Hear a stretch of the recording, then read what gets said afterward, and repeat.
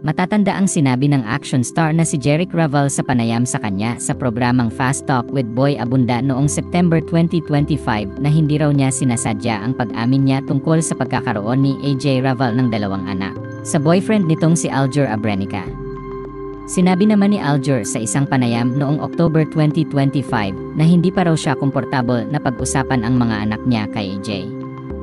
Kaya naman bago sumalang sa panayam sa programang Fast Talk with Boy Abunda nitong Miyerkules, November 12, 2025, ay inaasahan na amin na ang aktres na may 2 na silang anak ni Aljur.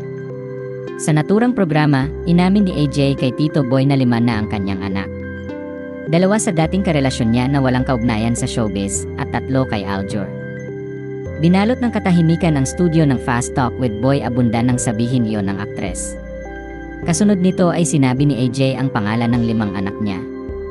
Ayon sa kanya, si Aliana ang panganay niya, si Aaron naman ang pangalawang anak niyang itinuturing niyang anghel dahil namatay ito sa edad na 1, at ang mga supling nila ni Aljur ay sina Alkina, Aljur Jr. at Abraham. Tinanong din ng aktres kung bakit ngayon niya isinasa publiko ang mga ito. Ayon sa kanya, pinag-isipan daw niya itong maigi dahil nais na raw niyang matigil ang mga kumakalat na espekulasyon at para mabigyan na rin ng kalayaan ang mga anak niya. Ikinuwento rin ni AJ sa naturang panayam na may magandang relasyon ang mga anak niya at may ugnayan din sila sa anak ni Aljur kay Kylie Padilla na si Alas.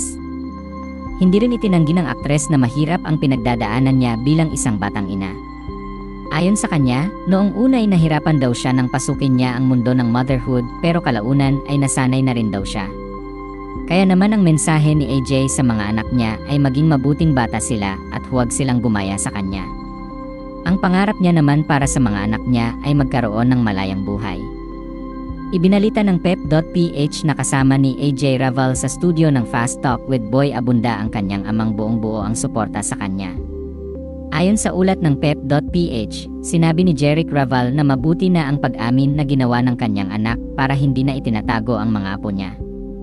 Nabanggit din ng action star sa Pep.ph na muntik na umanong hindi matuloy ang guesting ng kanyang anak sa programa ni Tito Boy dahil kinabahan ito, kaya pinayuhan niya ang kanyang anak na huwag mag-back out dahil nakakahiya.